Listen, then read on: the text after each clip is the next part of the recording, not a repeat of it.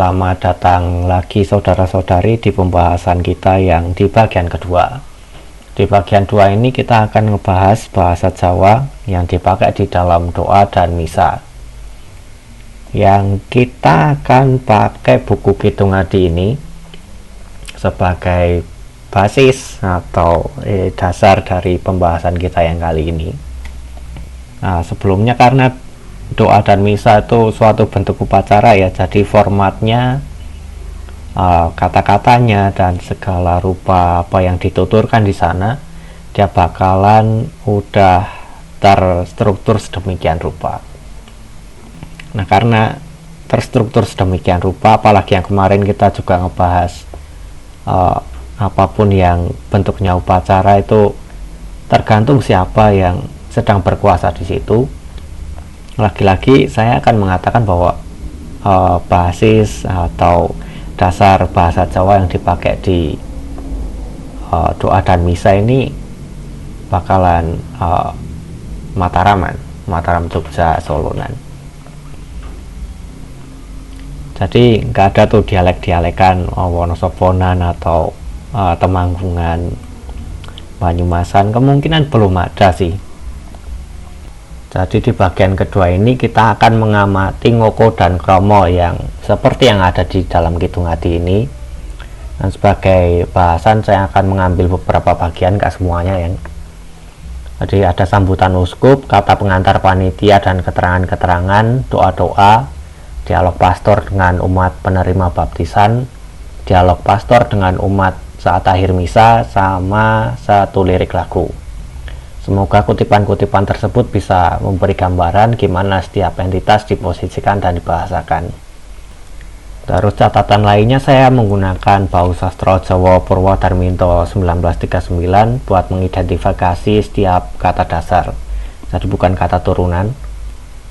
Sayangnya sufiks atau imbuhan dalam bahasa Jawa mesti dikategorikan ngoko kromonya sendiri. Jadi karena itu mungkin kemungkinan besar identifikasi yang saya lakukan tidak akan akurat, tapi baiklah, ini jadi catatan buat kita pikirkan buat kesempatan-kesempatan selanjutnya. Dan berikut kategori yang bakalan jadi patokan kita. Ada ngoko, yaitu varian bahasa akrab yang nggak perlu hormat-hormat, ya setara gitulah ya. Ada kromo ngoko, yaitu varian yang istilah ngoko dan istilah kromonya itu sama. Terus ada kromo, itu varian hormat. Ada kromo inggil, varian hormat yang katakanlah ultimate, jadi yang emang sangat amat menghormati. Ada varian kawi, yaitu varian sastra Jawa lama. Ada basa rinenggo, varian istilah yang ditambah ini dan itu biar bagus.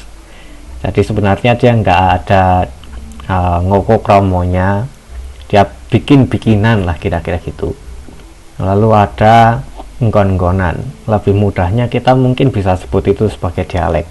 Dan kutipan pertama kita adalah Cecolo Wedalan Kapisan atau sambutan keluaran pertama ya dari Uskup Agung Semarang.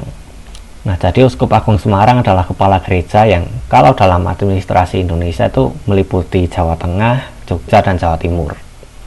Dengan catatan pembagian wilayahnya tuh nggak sama persis ya sama administrasi Indonesia. Dan tiap wilayahnya itu juga dikepalai uskup. Jadi kita bisa lihat di situ yang hijau sama yang merah, kawi dan kromo inggil itu dipakai buat penghormatan pada karya dan ibadah, emang buat mengagungkan karya dan ibadah. Jadi Uskup Agung Semarang dengan posisi sebagai wakil Tuhan di dunia, nggak heran ngokonya bertebaran di mana-mana ya. Lalu di bagian kedua kita mendapati kata pengantar dari panitia. Ya seperti layaknya panitia pada umumnya, mereka berformal-formal menghormati tamu, dalam hal ini umat dan semua pembaca Kidung Adi ini. Dan karena itulah kromonya berjejalan di sepanjang kata pengantar. Yang menarik pada bagian keterangan, baik di keterangan awal bab maupun keterangan doa, tuturan panitia ini berubah menjadi lebih ngoko, kecuali saat merujuk entitas-entitas yang disucikan seperti Tuhan dan santo-santa. Seakan-akan mereka berubah atau memposisikan diri sebagai umat dan memberitahu umat yang lain sebagai teman atau saudara yang perlu mendapat informasi lebih lanjut. pada bagian doa-doa, kromo dan kromo Injil mendominasi. Nggak heran karena kita sebagai umat bakalan bicara dengan nada yang amat sangat menghormati pada Tuhan, terutama karena di Jawa yang kelasnya atau nilai tingkat sosialnya bakalan emang dipisahkan sedemikian rupa. Tuhan di tempat yang amat sangat tinggi, nilainya amat sangat terhormat, sementara umat sebagai rakyat jelata, kira-kira demikian. Beberapa istilah kromo, ngoko, dan kawi juga dipakai sih, antara emang nggak ada padanannya atau demi unsur estetika. Sementara satu-satunya istilah ngoko yang dibubuhkan ke dalam doa yang saya temukan sejauh ini adalah kata lan, entah kenapa. Sebagai tambahan, saya pengen banget mengapresiasi doa Romo Kawulo atau Bapa Kami yang diterjemahkan sedemikian kromo.